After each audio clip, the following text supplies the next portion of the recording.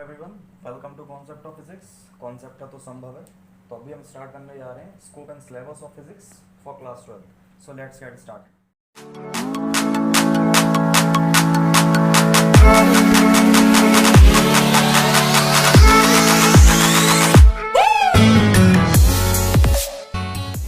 इसका syllabus basically तीन parts में डिवाइड हम करते हैं, सेक्शन ए, सेक्शन बी और सेक्शन सी। तो अगर हम सेक्शन ए की बात करें, सेक्शन ए की बात करें तो सेक्शन ए में पहली यूनिट जो हमारे पास है दैट इज इलेक्ट्रोस्टैटिक। इलेक्ट्रोस्टैटिक सबसे आपकी पहली यूनिट होगी, जिसमें नंबर ऑफ चैप्टर्स आएंगे। जैसे आप मान के चलो, हम आपको बता देते हैं अभी। कूलम्ब्स रहेगा आपके पास इलेक्ट्रिक फील्ड रहेगी, आपके पास गॉस थ्योरम रहेगी, आपके पास capacitor and dielectric and then electric potential. Basically 5 chapters में ये पूरी डिवाइड होती है इलेक्ट्रोस्टैटिक, और हम डील करते हैं इसमें चार्ज के बारे में। चार्ज के बारे में अच्छी खासी जानकारी ले लेते हैं। पूरी यूनिट चार्ज के ही बारे में है ना। इसके बाद जो हमारी यूनिट, अच्छा, इस यूनिट के बारे में एक बात और बोला जाता है कि इस यूनिट में नंबर ऑफ डेरिवेशन है, आपके न्यूमेरिकल प्रॉब्लम नंबर ऑफ देखने को मिलेंगी, काफ़ी कंसेप्चुअल यूनिट है। नेक्स्ट हम बात करेंगे करंट इलेक्ट्रिसिटी की। करंट इलेक्ट्रिसिटी में आपके नंबर ऑफ टॉपिक्स मिलेंगे। जैसे फ्लो ऑफ करंट स्टार्टिंग में हमें पढ़ने को मिलेगा, कैसे किसी मेटल में करंट फ्लो होती है। नेक्स्ट है हमारे पास Kirchhoff's law, Kirchhoff's current law, Kirchhoff voltage law, most important है। एक 4 मार्क्स न्यूमेरिकल आपको मिलता है। व्हीटस्टोन ब्रिज, आपके पास मीटर ब्रिज आ जाएगा, आपके पास पोटेंशियोमीटर आ जाएगा, कलर कोडिंग, और इस तरह से हमारी पूरी यूनिट होती है। अच्छा खासा वेटेज भी होता है इस करंट इलेक्ट्रिक इस यूनिट का। नेक्स्ट है जो मेरे पे unit that is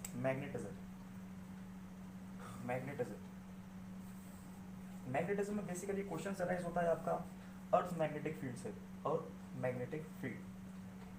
magnetic field का भी हॉरिजॉन्टल और वर्टिकल कंपोनेंट होते हैं आपके पास।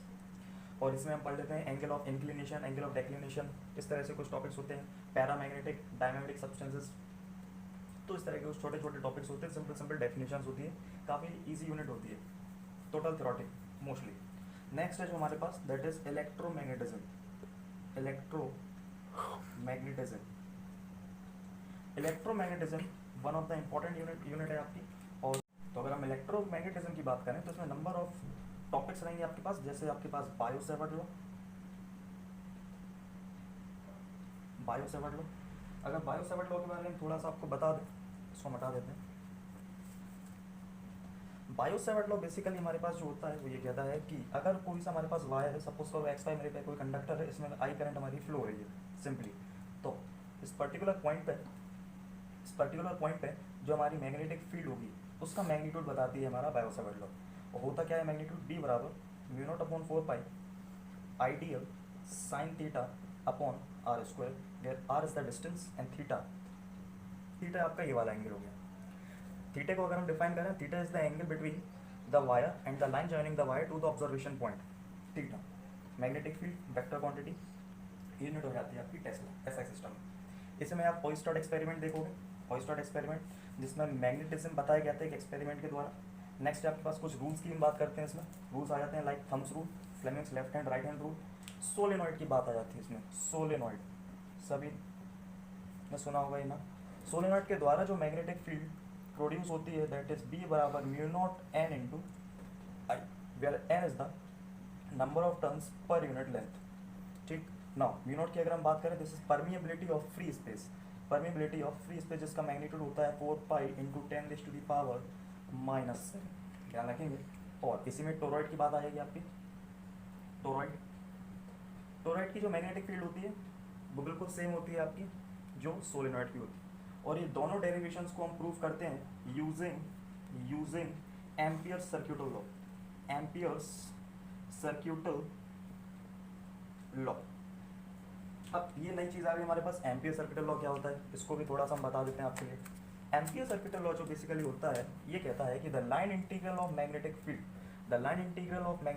Around any close loop or path will be equal to the μ0 times of current threading that circuit. तो ये जनरल एक्सप्रेशन होता है हमारे पास एम्पियर सर्क्यूटल लॉ का। नेक्स्ट जो मेरे पास टॉपिक आ जाता है दैट इज इंडक्शन या Faraday's laws of electromagnetic induction. इसमें दो चीज़ें हम पढ़ते हैं हम लोग। एक होता है आपके पास सेल्फ इंडक्शन और दूसरा होता है आपके पास म्यूचुअल इंडक्शन। जब इंडक्शन हमारा खत्म हो जाता है उसकी हम बात कर देते हैं ट्रांसफॉर्मर की। नेक्स्ट जो इसी की सब यूनिट आ जाती है, नेक्स्ट हम आगे बढ़ेंगे that is alternating current, alternating current,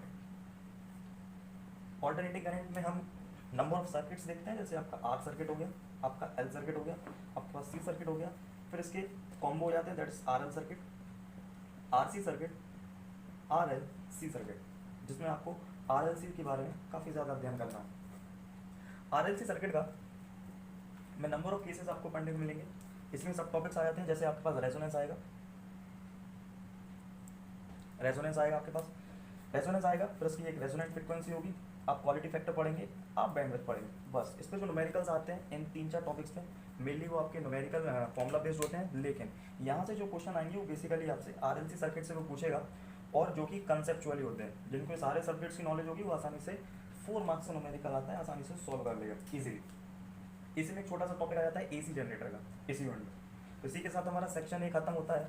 now अब हम प्रोसीड करेंगे सेक्शन बी की तरफ। Section B, section B, section B में हमारे पास पहली यूनिट है, that is ray optics, ray optics. Ray optics में हम नंबर ऑफ चीजें देखते हैं, जैसे आपके पास होता है रिफ्लेक्शन,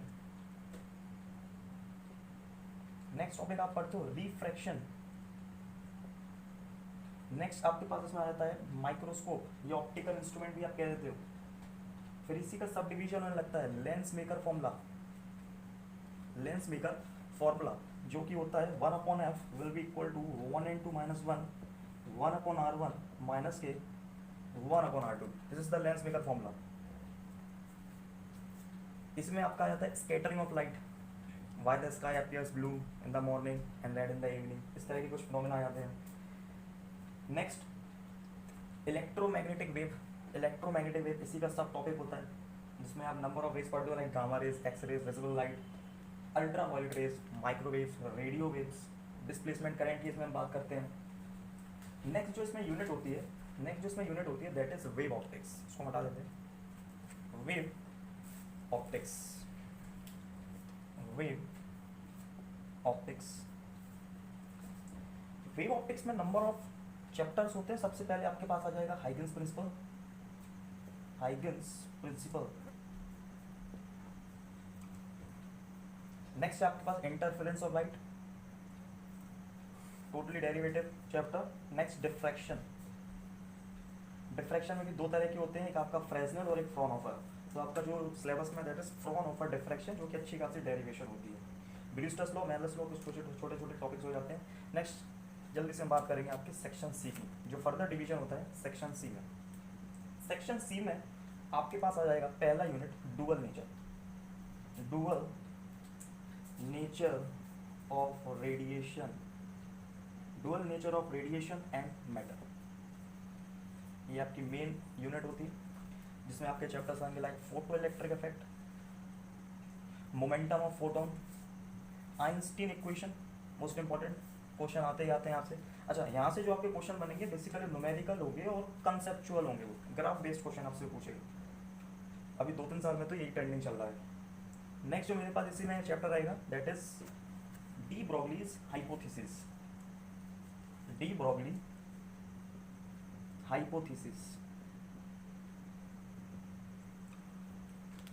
डी ब्रोगली हाइपोथेसिस कहता है कि a wave is associated with every moving particle. छोटा सा बता देते हैं आपको।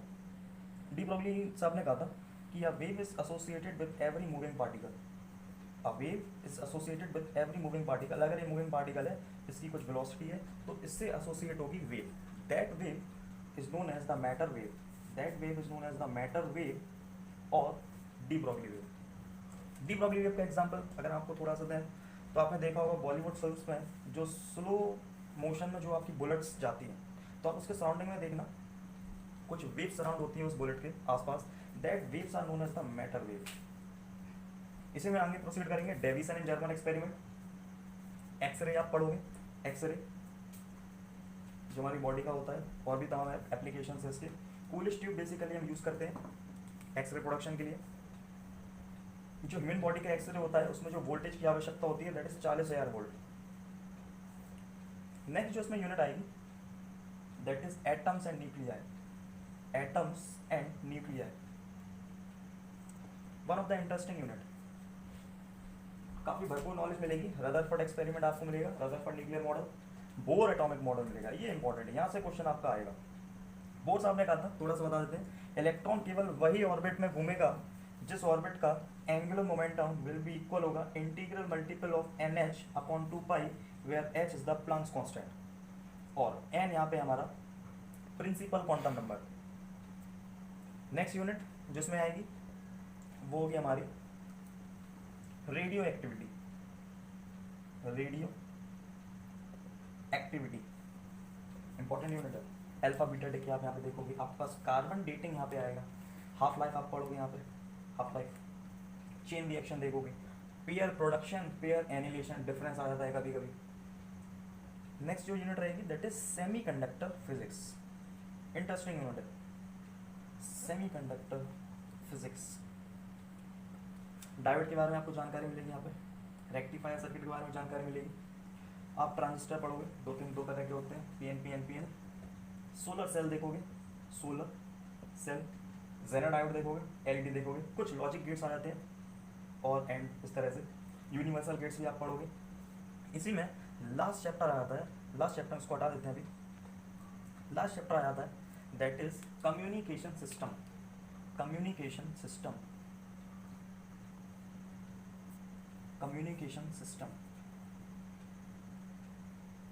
कम्युनिकेशन सिस्टम में बेसिकली ब्लॉक डायग्राम की हम बात करेंगे। कम्युनिकेशन सिस्टम का ट्रांसमीटर, रिसीवर, एम्पलीफायर, कुछ इसकी यूनिट्स होती हैं, बैंडविड्थ ऑफ सिग्नल आता है, मॉड्यूलेशन आ जाता है, टाइप्स ऑफ मॉड्यूलेशन आता है। मॉड्यूलेशन क्यों करते हैं? ताकि हमारे एंटीना की हाइट थोड़ी कम हो जाए। GPS आ जाएगा आपका, ग्लोबल पोजिशनिंग सिस्टम। छोटे छोटे टॉपिक्स होते हैं इसमें, कोई ज़्यादा बड़ा चैप्टर नहीं है। अच्छा, 2 नंबर का यहाँ से आपका पूछा जाएगा। सेमीकंडक्टर फिजिक्स की बात करोगे, आपसे 2 से 2 to 3 मार्क्स के आपके क्वेश्चन पूछेगा। तो ये हमने छोटा सा ब्रीफ बता दिया, ब्रीफ वे में बता दिया आपको कि कैसे सेक्शन वाइज हमारा पूरा फिजिक्स का सिलेबस, चाहे वो ISC बोर्ड हो चाहे वो CBSE बोर्ड हो, डिवाइडेड है। तो आई होप आपको थोड़ी बहुत चीज़ें समझ में आ गई होंगी कि आपको कहाँ तक जाना है। तो इसी के साथ हम मिलते हैं अगली वीडियो में, तब तक के लिए जय हिंद, जय भारत।